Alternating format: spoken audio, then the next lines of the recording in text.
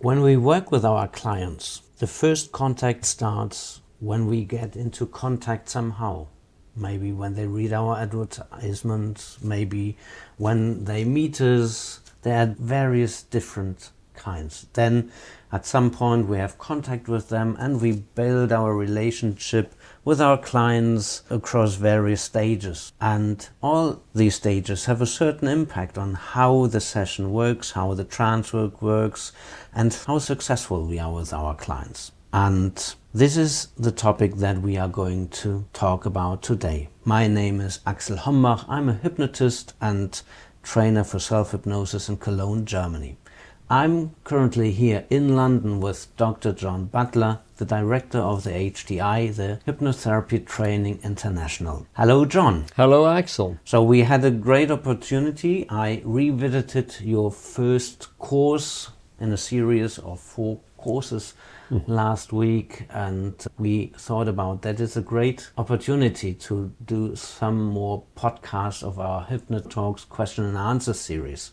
And what I just said as an introduction, that was also now and then a topic of questions that arose in the class last week, and that you probably also know from other classes. How exactly is the dramaturgy of the work with our client? If you come from a consulting background, you probably talk about the life cycle of your work with your client. Or you would probably say, as a hypnotherapist, the hypnotic process that you go through with your client, that you help your client through. And as I said in the short introduction, it starts probably somewhere when the client reads our advertisement or reads or hears something about us. From your point of view, from your about 40 years of experience, what would you say is the beginning of the process with our clients, and what are the steps that are involved in our work with our clients? Sure.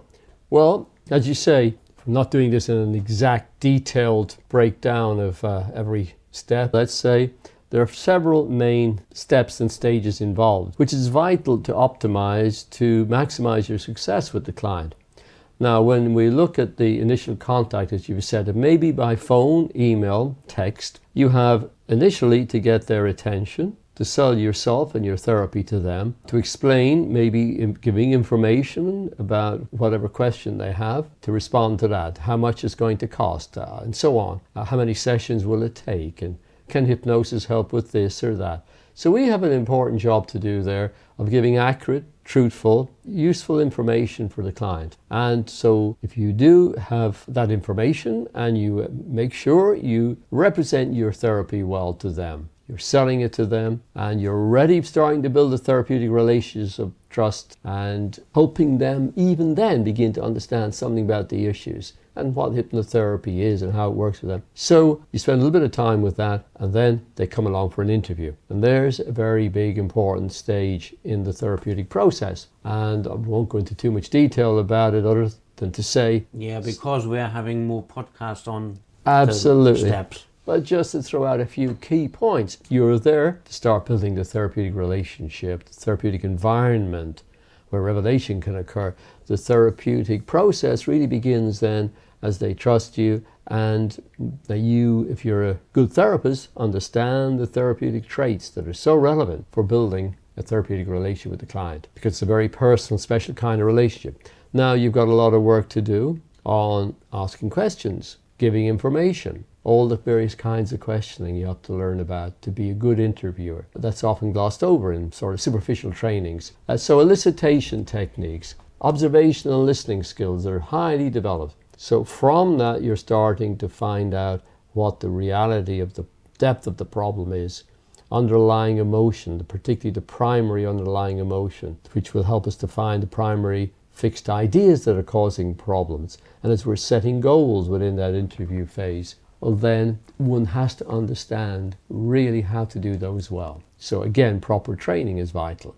It can't be just glossed over. We have at that point then to begin to move on into preparation of the client, explaining about hypnosis. It's often called the pre-talk, dispelling myths and misconceptions largely by giving very accurate, precise information, scientifically based and all the rest of it.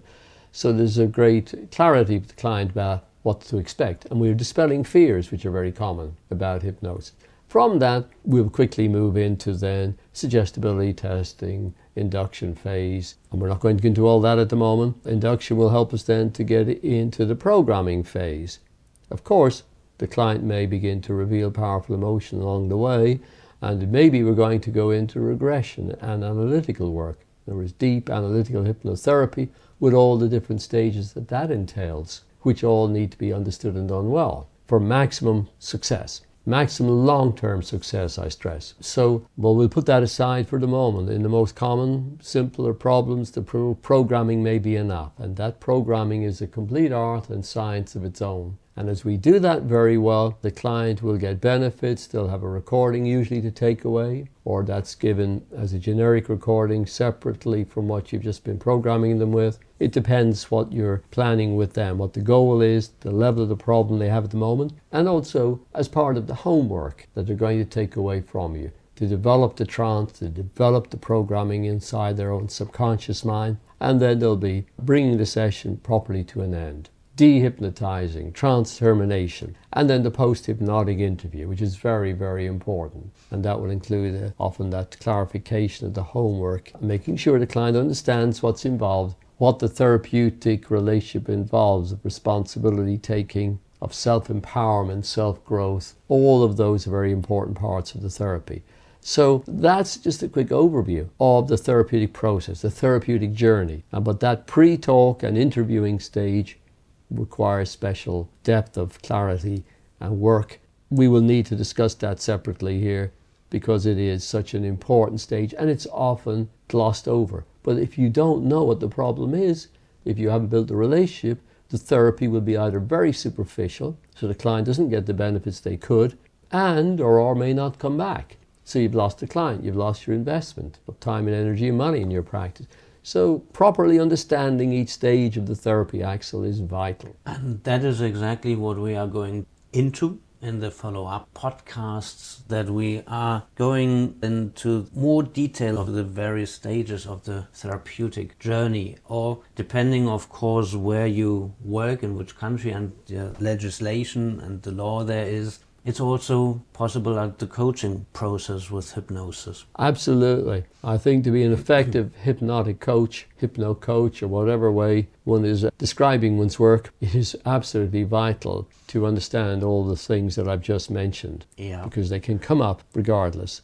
The hypnotic journey is, in these broad steps that you mentioned, exactly the same, no matter if you are working therapeutically or as a coach. The dramaturgy is very similar, and the various steps. It just depends on in which detail you go and if you work therapeutically or as a coach. Completely. When you're using hypnosis, you're using a very powerful tool which is known for its ability to penetrate and lower the psychic defenses. That can bring up material, which is of course so important for us to have from the client. It may bring up an abreaction, and that can happen in psychotherapy. In coaching, even without hypnosis, the client may begin to reveal emotion about their problem, about their history, because it's an intimate situation. And they're looking at their goals, and the history maybe of self-sabotage, of not achieving those goals. Powerful emotion can be generated in any intimate setting.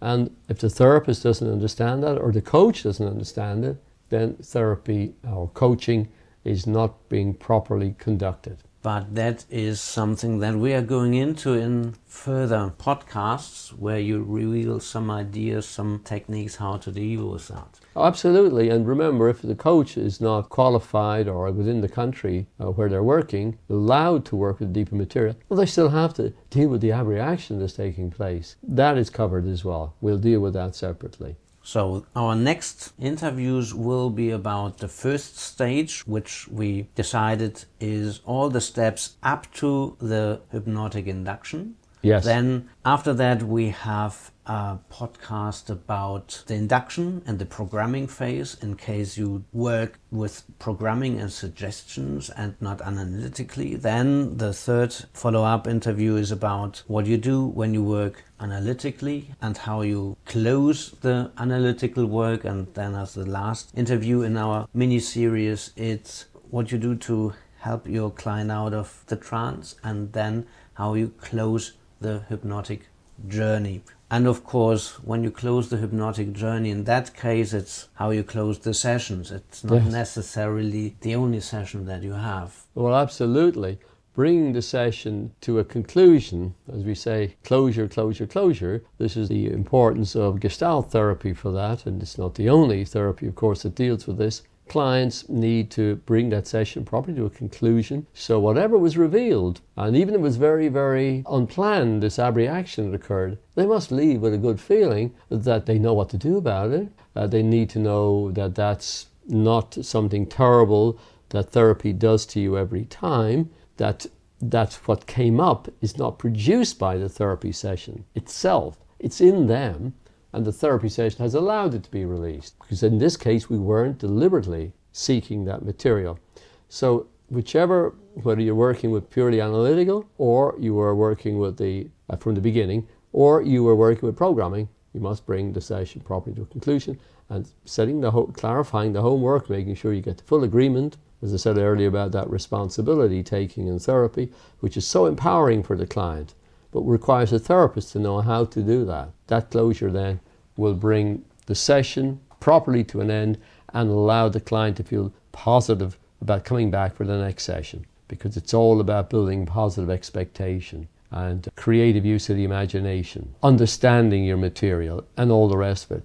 But without the positive, confident belief in the therapy and the therapy process, they may not come back at all. So you've wasted a lot of their time and your own time. And so that's to be avoided, and usually can be avoided very easily when you know what to do, why you're doing it, because you've been well trained. Thank you very much, John. And now let's go to the follow-up podcasts. Thank you, Axel, and thanks to our listeners.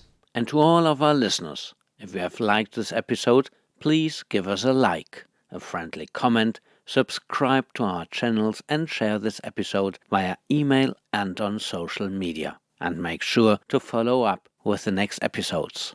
Please check out our homepages. You'll find them linked on the homepage of this podcast. With that said, I'm Axel Hombach, online with Dr. John Butler. Have a great time. Until next